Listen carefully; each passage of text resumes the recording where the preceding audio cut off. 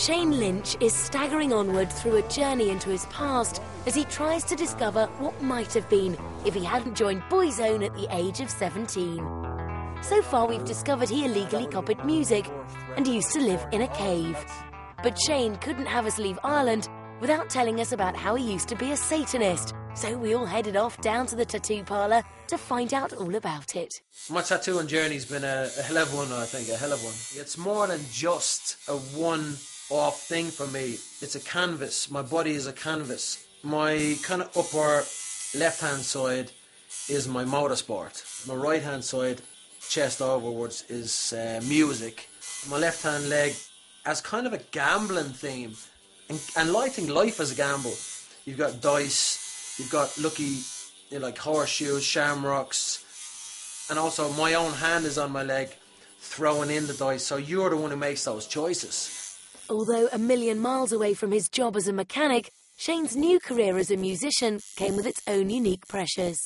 Boyzone and stuff had come to its toughest time, where we were most famous, or it was most stressful, or we were working most hours. And my mind went to a kind of a sinister place, I suppose. I got deeply involved in kind of occult, Ouija boards, seances, clairvoyancy, and all of that just kept taking me to darker places all the time.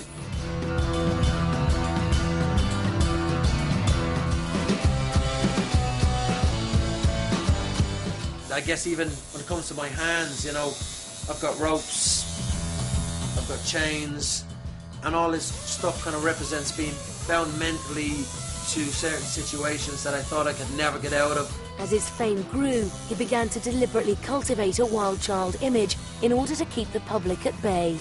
I was a shy individual, and how do I not have people approach me to talk to me? Because I didn't even want to talk to people. You know, I didn't want to talk to them because I didn't know what to say to them.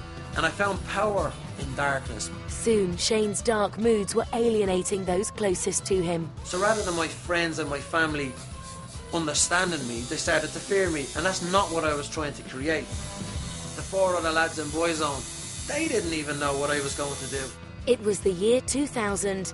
A borderline simpleton called George W. Bush became the most important man in the world, and fuel protests were causing chaos across the country. But it all quickly paled into insignificance when Boyzone announced they were going their separate ways. Shane increasingly struggled to fill the void. I was very angry. I was an angry guy. And I can only imagine I was angry because, sure, I didn't have my family and friends around me anymore. I was lonely. So therefore, how do I get out of this? And if there's a dark side, which clearly there is, then there has to be a light side. And I stepped into that journey of God. And the more I went towards the light, is the more I found myself actually being a little bit of a better person. And right enough, a year, 2 years later, as my father says, I came back, I came home.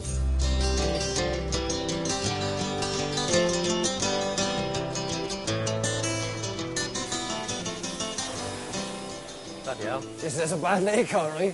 What is it though? It's oil. Without a doubt, back in the years of Boyzone, I was a proper little shithead and thought I was bigger than I really was. But that's a learning curve, you know, and it's nice to be able to look back at that. And I'll laugh at it now for sure, but I have no problem apologising to those who I've upset in the past. We always knew that pressures were there in the music business, etc., etc. And he was always told, when you get your head together, just come back. He doesn't really like to admit it, but he is, at times, a chip off the old block. And I always said to the family, he's just going to wake up some morning and go, right, can I say fuck? Because he'll say, he's going to wake up some morning and say, fuck that, and he'll be back. And that's exactly what he did. When I was travelling the world, one of the biggest things I missed was just being in the garage. The simple things, I guess. And it was great, you know, we're cruising through Berlin and there's this, that and the other, and there's all sorts of beautiful sights we're seeing, and, you know, Red Square, and it's all fabulous. And realistically, all I wanted to do was be back in the garage working on an old car. I think if I hadn't have went forward with the whole Boyzone project, Boyzone would have cracked on without me. It was just a chance. So coming back and working in a garage would have been perfectly fine for me because of how I was reared. You know, if you don't achieve, you crack on, you find something else. And this was my dream, not being a pop star. Right, standing under this car here now, this is my dream. And this is all I ever wanted to do. So this was good enough for me. Yeah, stand in the top of the filter. Taught him well. An eighth of a turn. Problem solved. Switching off. Leave it running just to be sure, Aye. That seems to be the problem solved.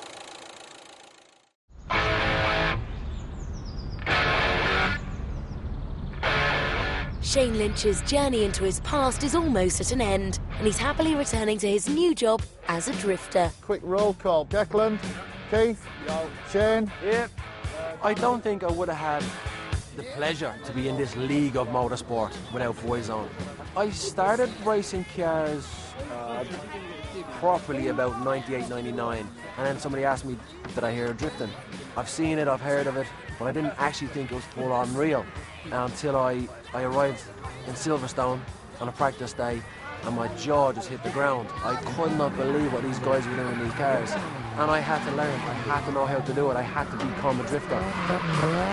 Ever since then, really, I've never looked back. This is my fourth year in a drift car, and I love it. It blows my mind.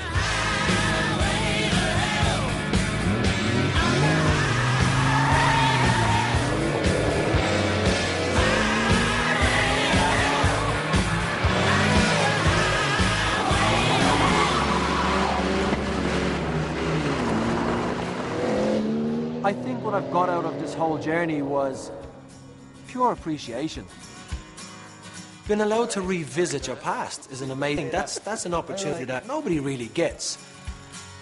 Like, if I wanted to step back into a garage that I once worked in, grass that I once cut, as the man I am today, it's a great thought, it's a great idea, but no one actually does it. I haven't loved every minute of it. I have truly enjoyed a lot of it. But to be allowed to revisit it, I got a lot of positivity because I liked my past. I liked the person who I was. I reckon so I'd be very, very happy just being a car mechanic in Ireland if I didn't know anything else. And I know that I wouldn't be part of any race team if it wasn't for Boyzone. It's above and beyond all my expectations, and dreams do come true.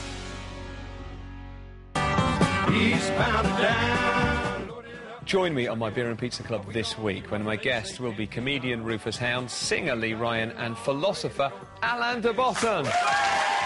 Wednesday at 10 on ITV4.